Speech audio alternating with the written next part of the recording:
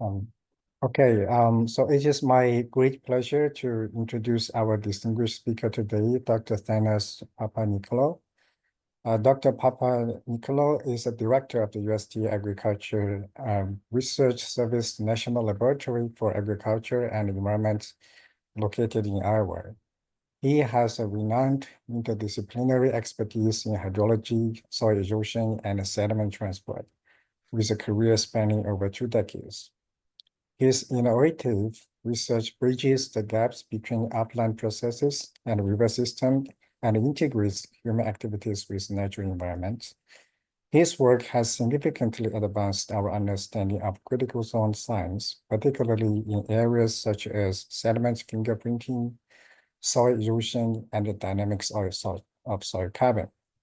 His interdisciplinary approach and groundbreaking contributions have earned him recognition as a world-class leader in his field.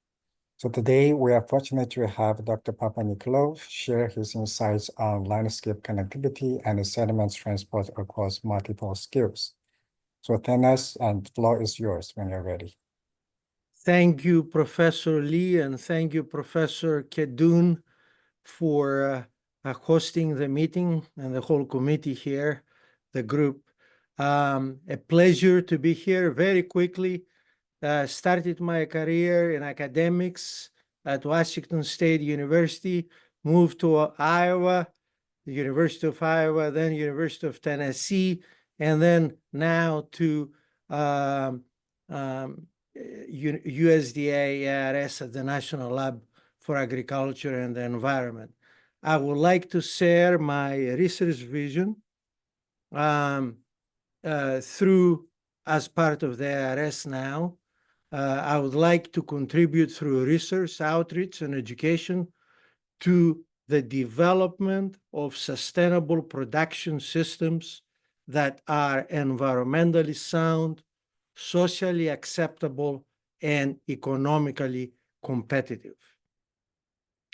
So as you can imagine, my approach is sort of based on a systems thinking.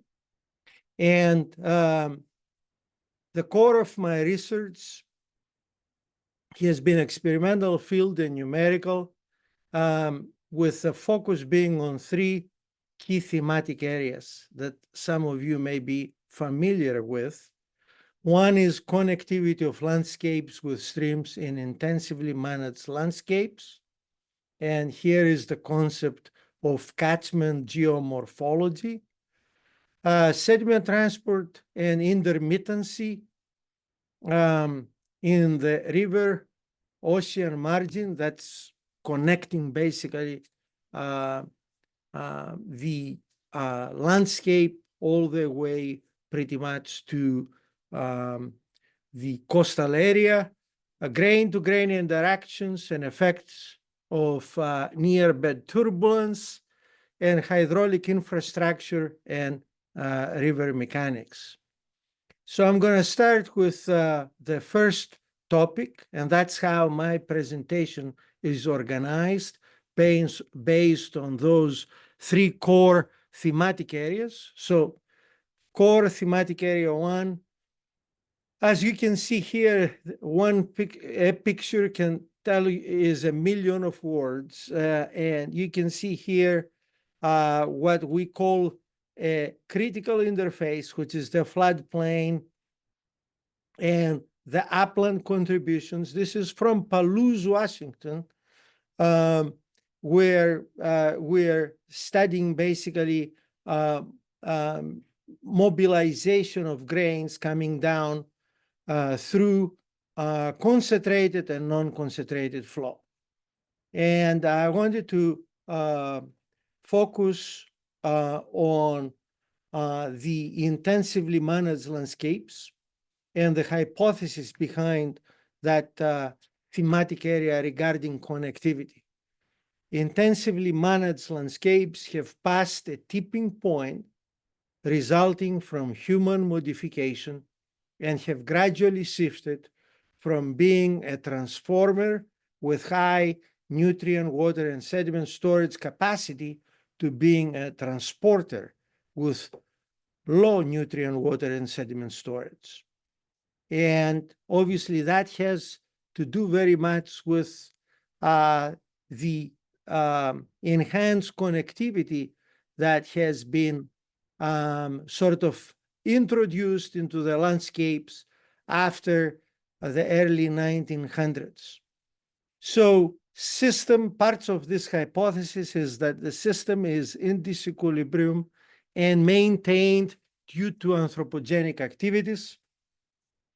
And also what we have seen the last decade is that event dynamics are becoming, especially the extreme events, droughts, or intense precipitation are becoming the drivers that affect in many ways that tipping point that I just mentioned earlier, than the seasonal and annual averages. So here is an example of human modification. That's a picture from the Midwest where we have those straightened channels that have been sort of put in place in order to minimize meandering of the system and so on, and prevent loss of land from farmers. But at the same time, this had unintended consequences. And then here we see the beauty of lack of connectivity with trees in the stream, where you create those barriers, and therefore you can enhance here reaction time and therefore transformation. And then here you see the extreme events. So regarding thematic area 1, which is connectivity and intensively managed landscapes, I have sort of isolated few challenges from the research perspective that require further understanding, but also solutions. Number one is heterogeneity in landscape properties, including land use. So clearly, we see in the landscape the coevolution of biota, soil, and water. And speaking about heterogeneity, we see in this picture here the different geomorphic features, oriented roughness here. Here we see aggregates, lateral contributions.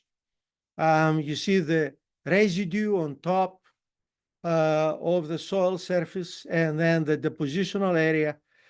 And that has implications in the total organic material that is stored in the landscape. And this rate of change in carbon is pretty much described by those 4 mechanisms.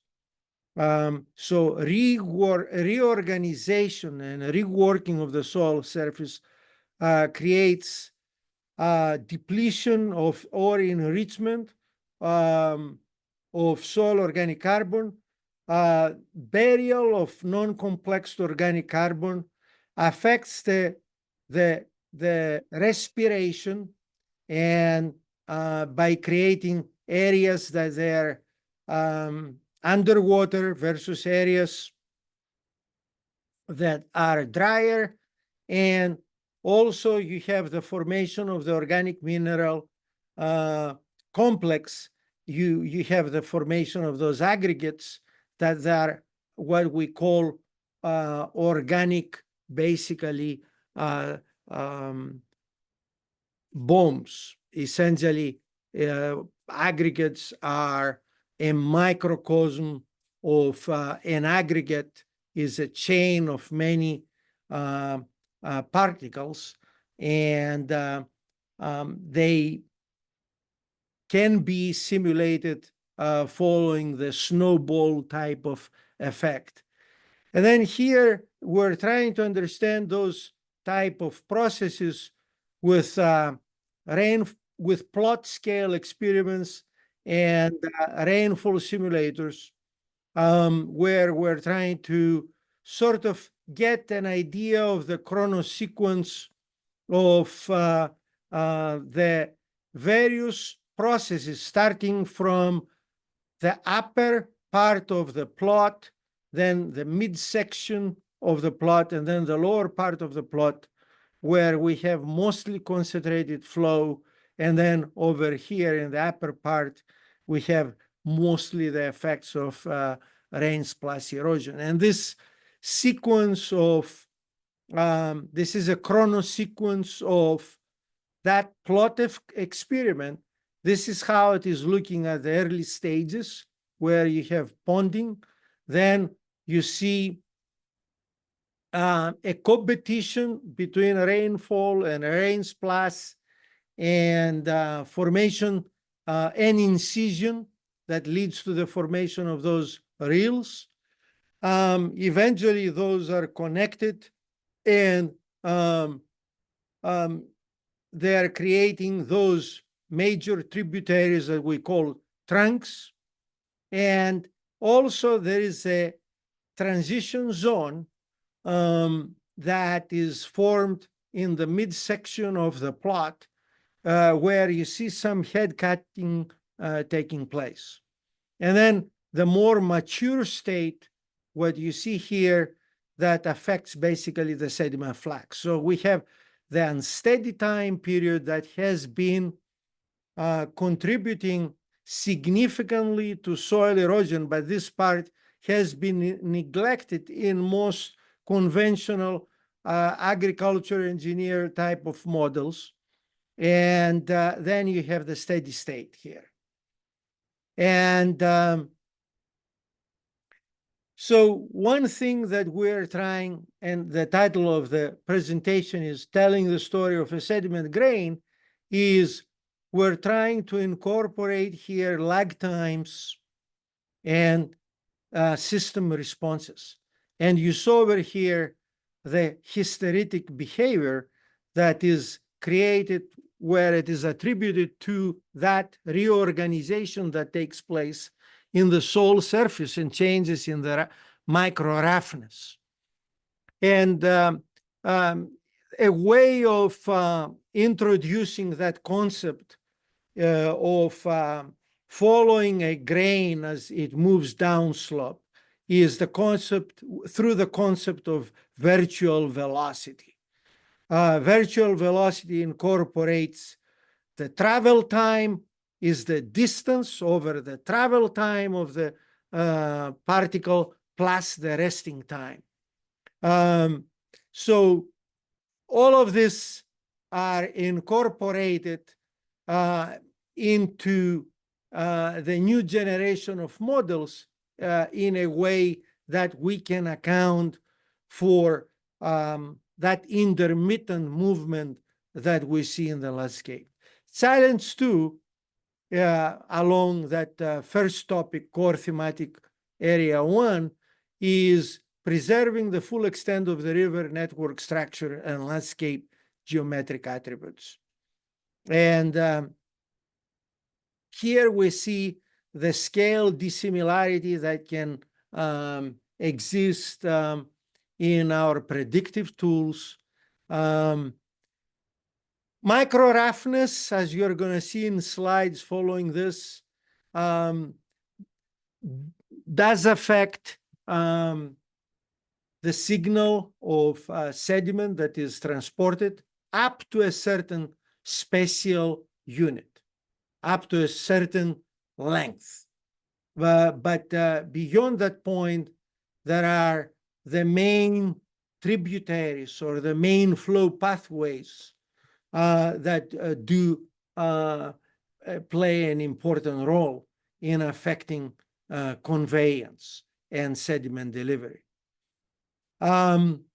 So clearly what is important when we therefore account for that cascade of small processes to account for the collective impact of all of those processes to the outlet of a basin is to identify thresholds and identify those emergent patterns that then can affect basically that rate, can affect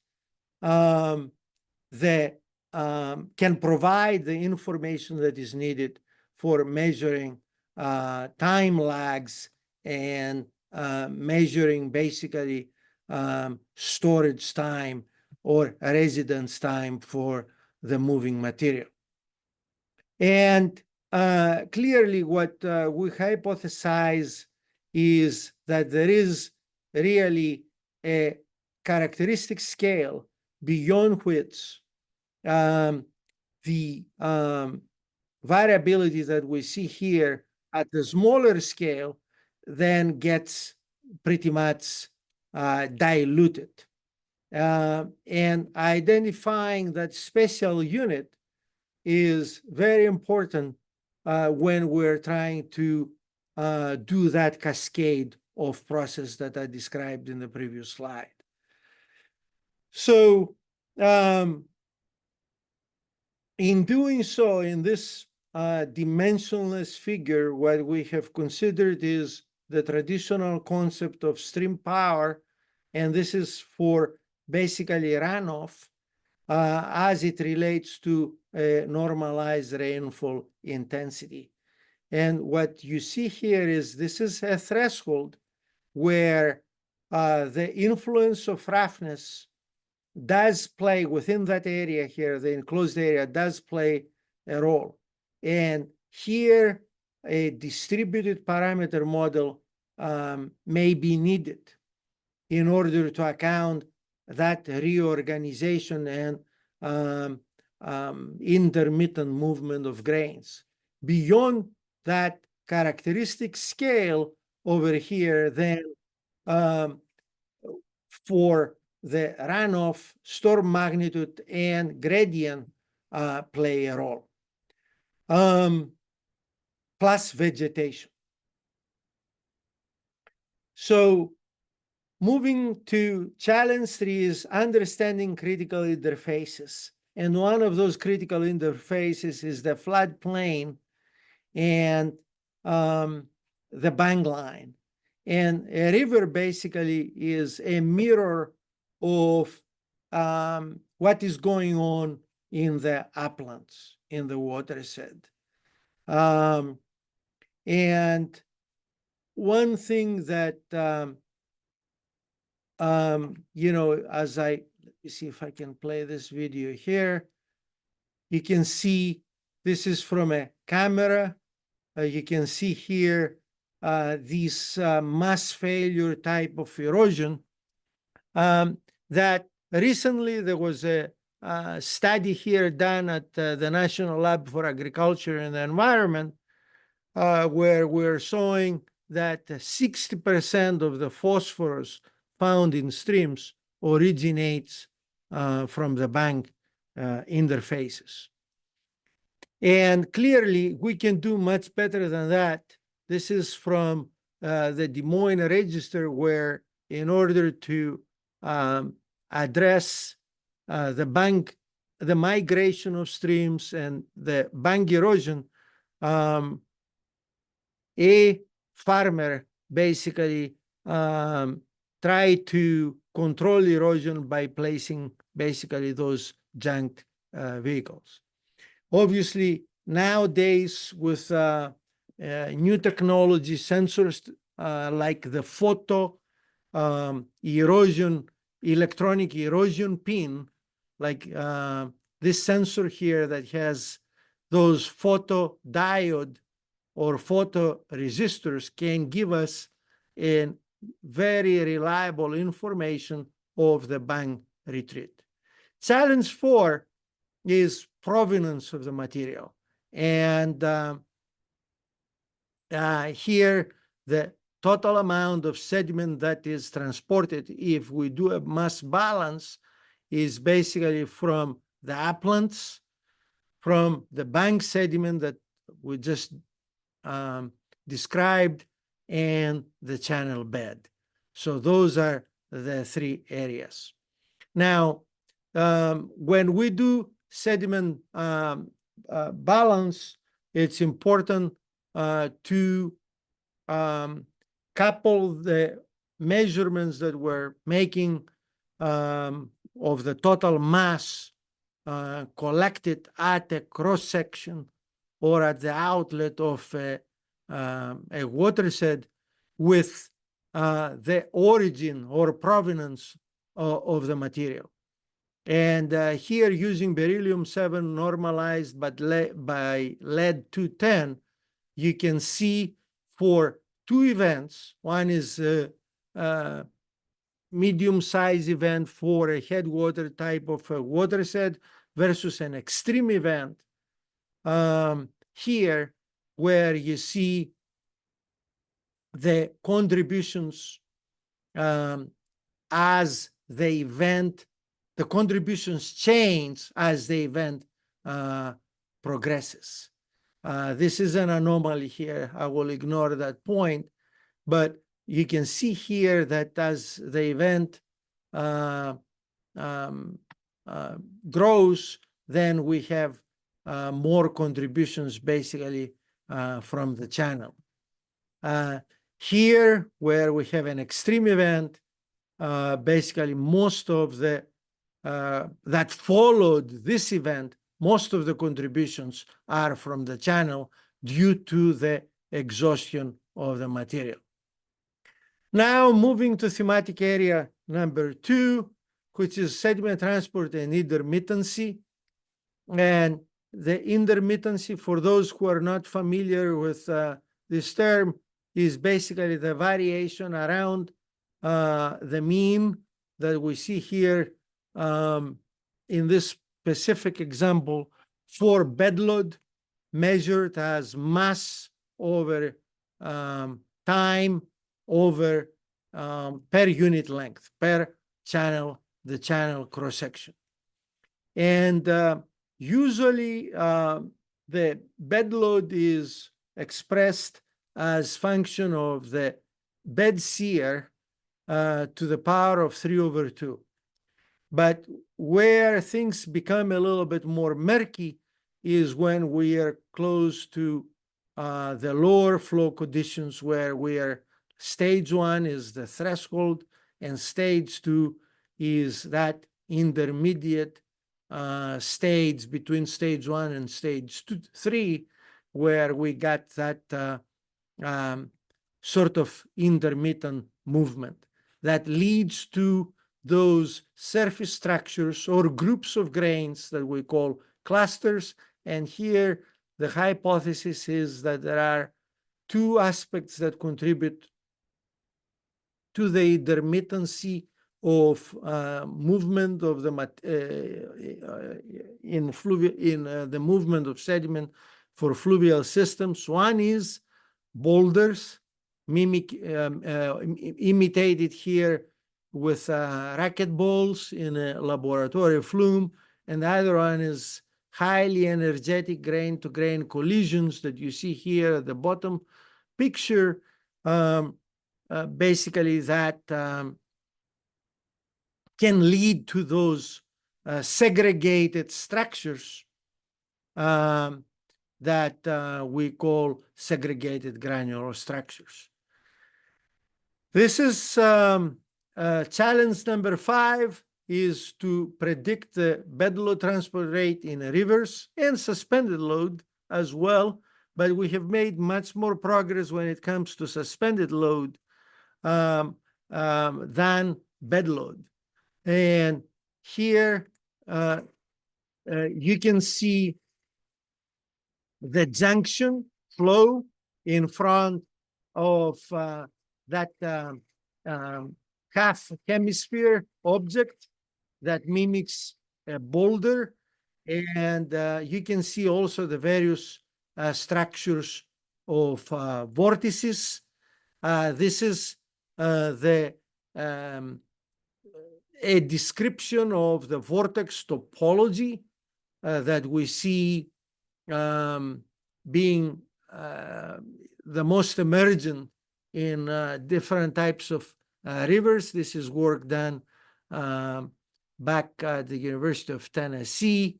And this is vortex topology for the low relative submergence. This is for high relative submergence. And this is for the low relative submergence where we see those von Karman vortices. Now, where that work can be useful, it's amazing.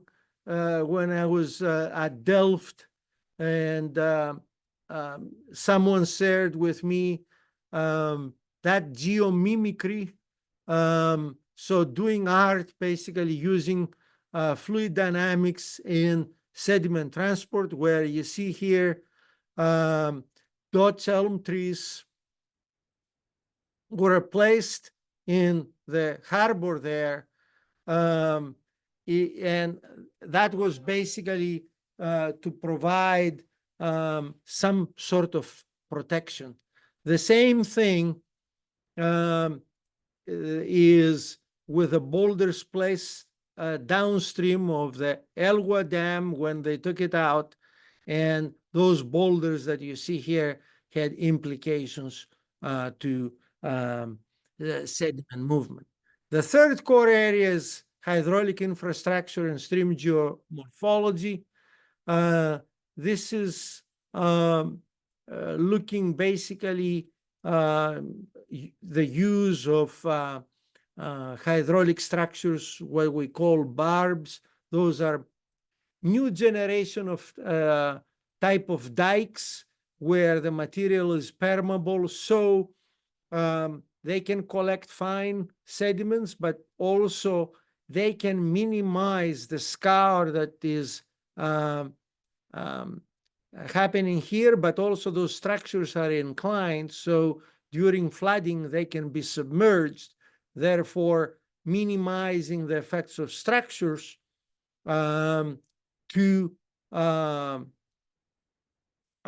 basically further flooding, but also creating a nice shear layer that you see here, and that moves the scar hole away from the structure, so creating more stable structures. Those structures have been shown to facilitate growth of the bank line, and therefore this is the Des Moines River, where we had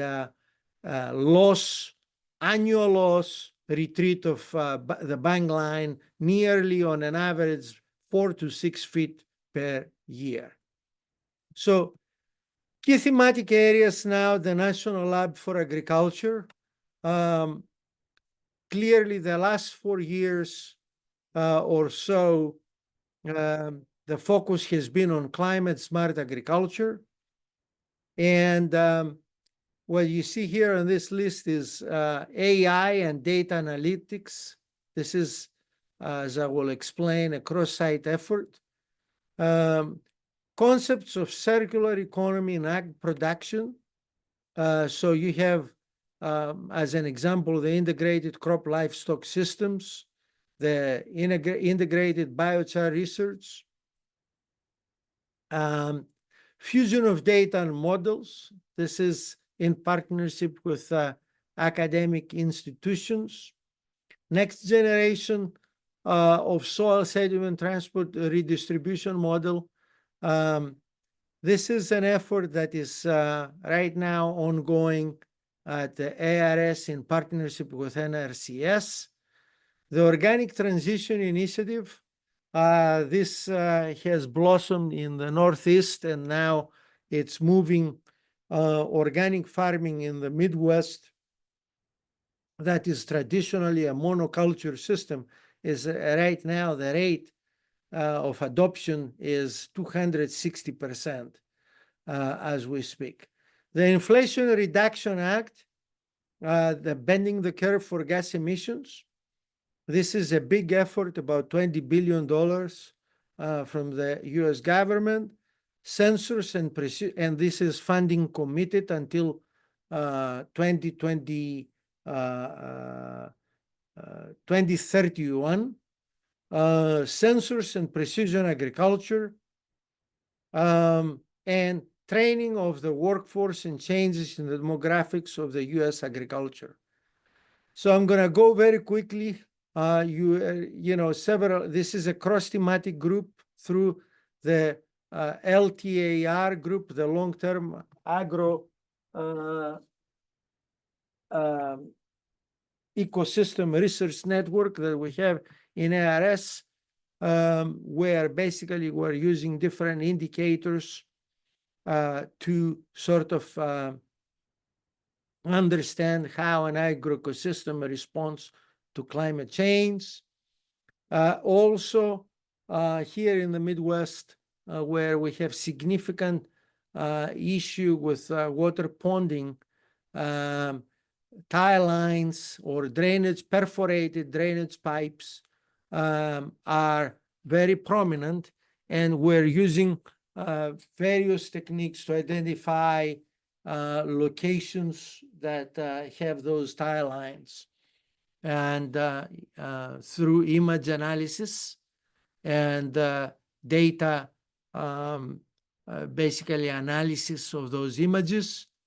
Concepts of circular economy, I mentioned the integrated crop livestock system. We see more, again, cattle grazing in parts of the South Fork of the Iowa River here in the Midwest, which is the LTAR site. And we are using a system of systems approach to address basically livestock production, crop production, while balancing environmental quality, economics, and labor time that is involved in ICLS. And what we have found is that ICLS, integrated crop livestock systems with cover crops, with winter rye, can be a very sustainable solution here in the Midwest, as the cover crop can add to the grazing land acreage, I should say, in the Midwest. This is winter rye.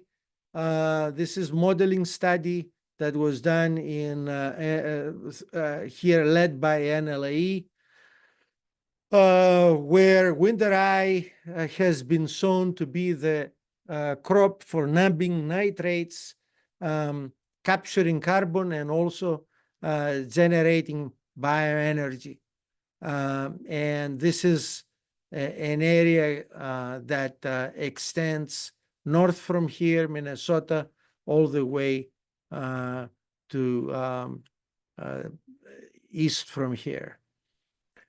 Then the other is food, water, and energy, the role of small impoundments in agriculture, the concept of circular economy.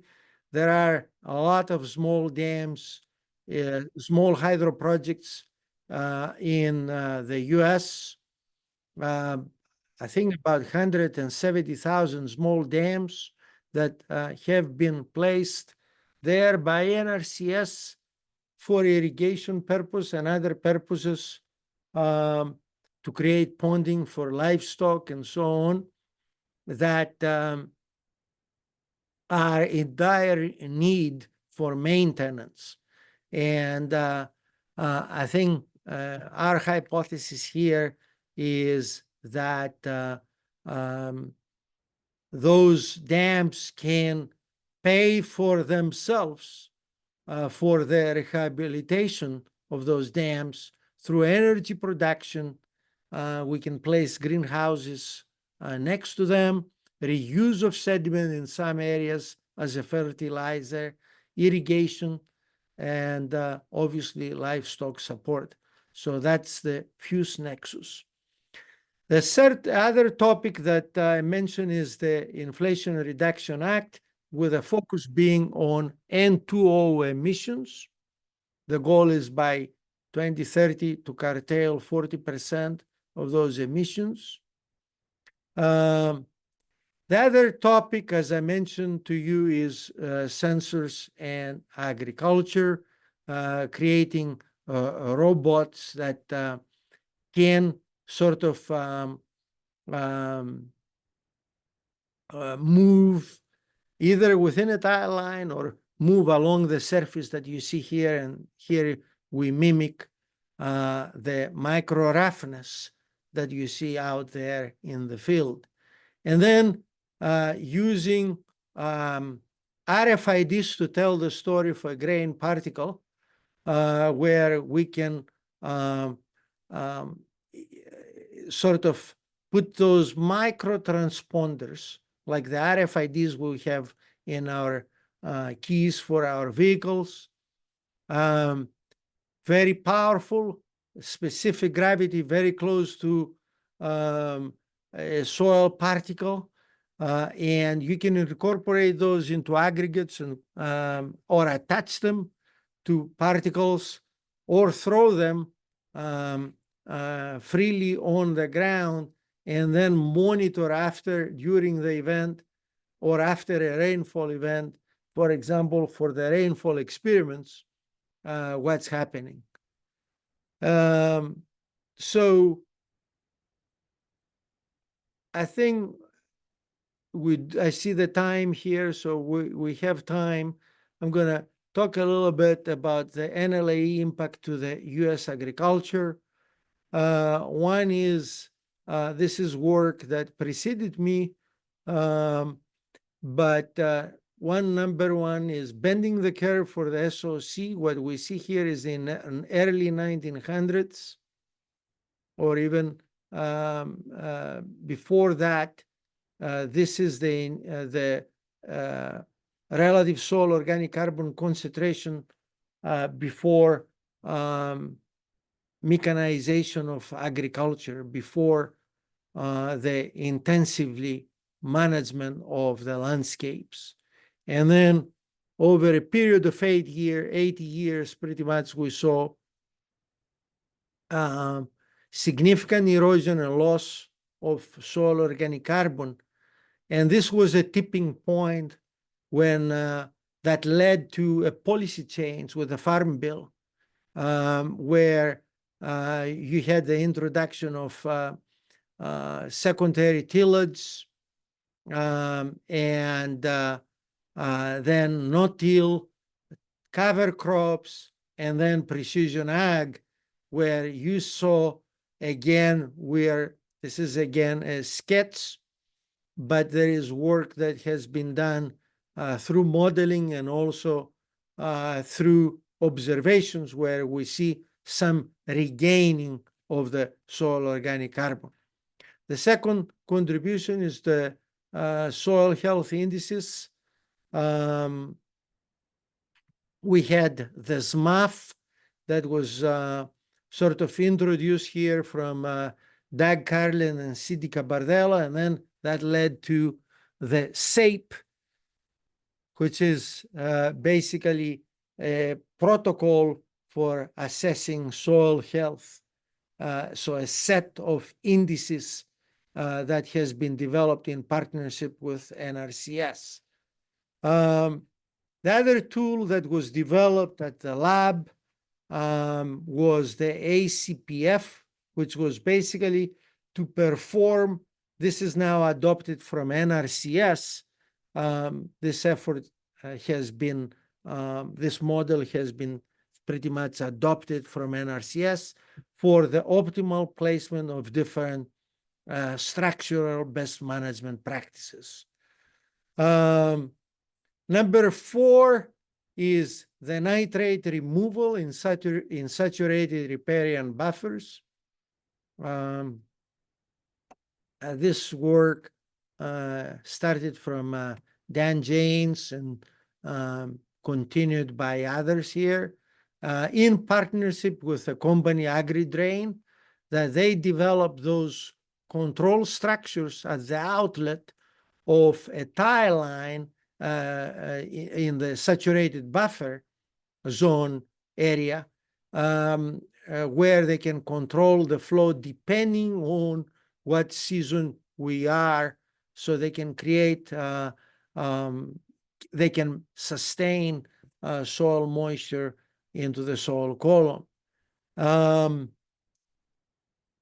Number 5 is contributions that are continuing, throughout the region through various programs, the SEEP, that's an NRCS, and the LTAR that I mentioned, this observatory. This is nationwide with 19 sites throughout the US distributed, where we're looking basically for new experimental data, improving predictability, and therefore creating that network science and synthesis of long-term data. That's the reason LTAR, long-term agro-ecosystem research network. And I'm going to end with this here, that for every dollar that you invest in USDA ARS research, there is a $20 gain so of economic impact. And with that, I would like to thank everyone and see if there are any comments, questions. I know a lot of topics were discussed. Yeah, thank you, Thanos, for such wonderful presentation. I'm learning a lot. If you guys have any question, please feel free to raise your hand or leave your question in the chat box.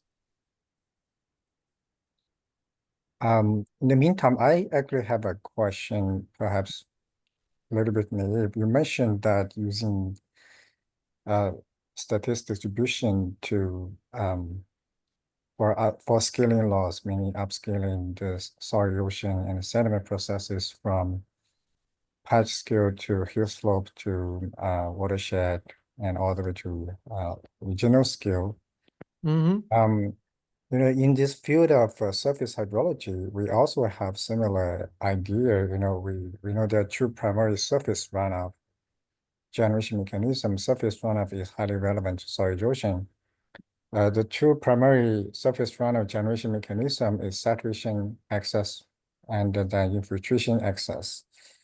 So now for saturation excess, we are using statistics distribution function to capture such mechanism. For example, the variability infiltration capacity model. So I'm just curious, do you think there are any kind of potential linkages between these two types of stochastic distribution functions, say for surface runoff and therefore soil erosion or sediment? Yes, great comment. I do. And although our focus has been more on Hortonian flows, so type of flows on infiltration excess, we do, so most of our erosion studies are on Hortonia type of studies. Still, the saturation excess issue and erosion also that can be generated, for example, from saturation is through interstitial type of flow through the porous structure, and then mass failure, some sort of a mass failure, en masse is important. I presented some aspects right there at the interface. That's not the same as the bank line, but we haven't seen that actually that saturation excess outcome in western Iowa in the Nishnabotna River, where basically you can tell where areas that they don't have tie lines versus areas that they have tie lines.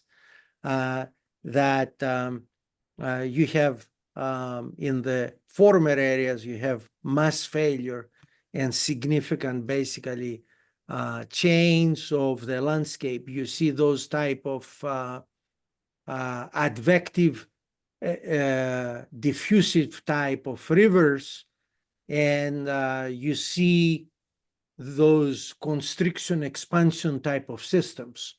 And those expansions are mostly assumed to be related to saturation excess type of systems.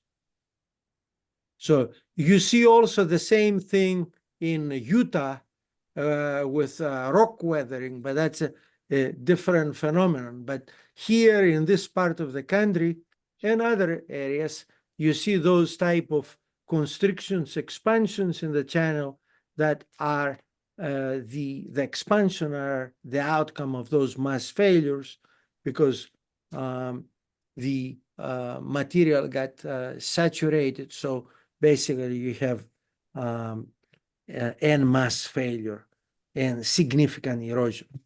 Yeah. Thank you. So any question from our audience? Limbo, go ahead.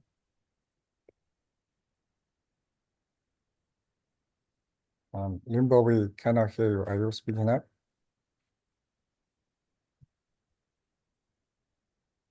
Hear me? Yes. Oh, sorry. Hello, Dr. Papanicolaou. Thank you for the insightful presentation. Because I'm not very familiar with sediment, but I'm doing riverine carbon modeling. So I encounter like very similar challenges when I develop my model. So I'm really curious about your perspective on addressing like small scale process such as landscape heterogeneity and anthropogenic influence that could propagate and significantly impact large scale outcomes. Because I think like for most of the cases, it's very hard to represent these things into our model. So I just want to know your experience in handling these balance. Yeah. Mm-hmm. Yes, I think I will totally agree with you. That is very difficult and challenging. In some ways, it's almost needing to have a two-set type of models. One is to look within a watershed, let's say 30 kilometer square area or so, Mm-hmm. where you can look into that heterogeneity, spatial heterogeneity and micro-reference, and you can capture those signals in the sediment flux at the outlet, and you can see the impact. But then as you move away at the bigger scale, then identifying those thresholds that I mentioned there in one of the slides, and identifying also areas that matter, and those are the depot centers. And one depot center is the floodplain, for example. Another depot center could be in the channel. For example, what we call the sediment bars, where a lot of the organic material can be trapped there from the coarser material that is grouped, clustered all together. So, so as you move further up, and there is that great work by Isaacson in 1990s that has looked into those thresholds as you move from smaller scale to larger scale. They are identifying those dominant conveyance channels, pathways, those main flow pathways, and where you have deposition. For example, since you are looking into organic matter, identifying those depot centers will be very important, because they control either transport, but also they can become the burial for that organic matter on a more permanent basis. So that's kind of, it's a very challenging problem. And probably that's how I will approach it. For event type of simulations, we had to, independently of the scale, we had to incorporate that concept of selective movement of material. And that selective mobilization of the material can be due to cohesion, due to hydraulic forces, due to size of the material, and usually the finer organic rich particles are finer, so they tend to mobilize, but then when they tend to aggregate at the recession of the event, for example, or you have aggregates that, as I mentioned, mobilize and create that snowball effect, then the control volume of those aggregates can grow. So there, when we are dealing with event-based simulations, then concepts like the enrichment ratio or depletion ratio can become important because for carbon type of studies, because they can, or any other type of nutrient type of studies, because they can sort of describe that mobilization in a more, I will say, close to reality type of situation. So I hope I have answered your question there, comment. Yeah, I should digest it a little bit more, but I think I got the idea. Thanks a lot. Thank you, Ling. We have time for another couple of questions. Sanya, go ahead. Hi, can you hear me? Yes. Yep, we can hear you. Thank you. Hello, my name is Ksenia. I'm doing some sediment research. So I saw these pictures about this banks on the rivers, right, with the coarse particles. And you said that it can like kind of collect the finer particles to stop there, right, to make the bankers bigger and stabilize the flow. So I know that if we put some dams in the river, it will actually reduce the amount of sand which goes to the coastline, and then the beaches will not have enough the sand to just make this more stable there. So do we know how to model these processes, or like, let's say, can we check the influence of these like natural coarse particles bankers on the sediment transportation to the coastline?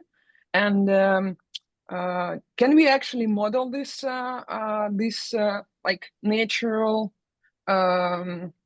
barriers? Because like during the time it will be bigger and bigger and bigger, and then it will be a huge event, and then it's reduced, and then that will be huge amount of sediments go downstream. So can we actually like model these processes? Sure. And we have in the lab, and also I'm trying to find the paper here if I have it.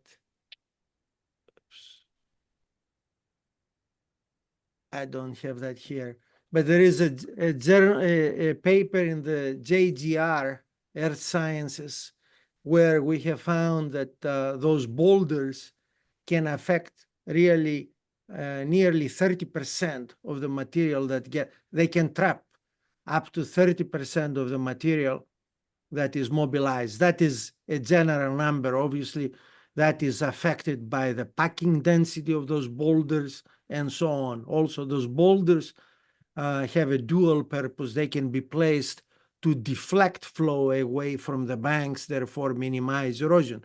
But back to your question, Ksenia, I think they can trap about 30%, but the impact of those boulders is almost at the ridge scale. The dams, or those dams and locks that the Army Corps of Engineers, for example, has put in the Mississippi River, had a significant impact on the material that has been transported to the Gulf of Mexico. Remember, I mentioned in one of my slides there that in 1984, there was the Farm Bill that was put there to control erosion. And you had the generation of new models like Water Erosion Prediction Project, WEP.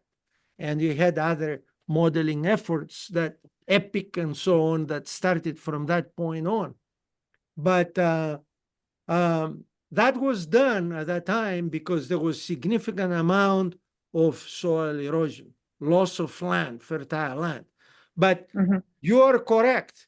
In 2000, 2010, we saw that from the edge of the field type of studies, that those no-till practices, secondary tillage, precision ag, have done their job, meaning erosion has been reduced and from the uplands. And then the fact that we have those big structures, or like the dams, had a negative impact on the amount of the material that was released to the Gulf of Mexico. So the issue became, and that's the connectivity that we're talking about, or lack of connectivity. The issue became that those dams, in this case, were cutting off the river and were not allowing the material. And the problem was not anymore an upland problem, it was more of an in-stream problem. And it's still an in-stream problem. So we have to find ways of optimizing the release of the material. A couple of years ago, I was approached from Vicksburg, the lab down there, the ERDIC, and they were looking actually, they realized there was the Army Corps was realizing that there is a problem because all of that material that is captured in the forebay of those structures is affecting navigation, and it's very difficult to break it, to mobilize it, even if they open the gates. And because it got compacted over time due to its own self-weight. And they were looking for ways of fluidizing the bed, putting basically pipes and pumping air to break the bed so they can open the gates during a high flow event and release the sediment, because yes, it became a sediment starving system over time from a sediment rich system that used to be. So it became a sediment starving because yes, we have done our job in controlling upland erosion, and that's very good because means we don't have to apply fertilizers, but at the same time, we have to optimize now the in-stream component. Lesson learned, Army Corps of Engineers should work with USDA and other agencies together in order to address this complex problem. And that's not only connectivity in the landscape, but connectivity in the approach of how we deal with those type of problems. Thank you. Thank you. So it looks like our time is up, and I want to thank Thanos one more time for the wonderful talk and insightful discussions. So with that, I think we would like to close up to this webinar. If you guys have any further questions, it looks like we do. And for Thanos, feel free to Google him up and shoot him an email with your questions, or I'd be happy to forward your questions to him. Thank you very much again, Thanos. Thank you so much, Hongyi, and Appreciate everyone's time and Prakash as well. Thank you. Yeah, thank you, Thanos. Bye-bye. Thank you. Bye-bye.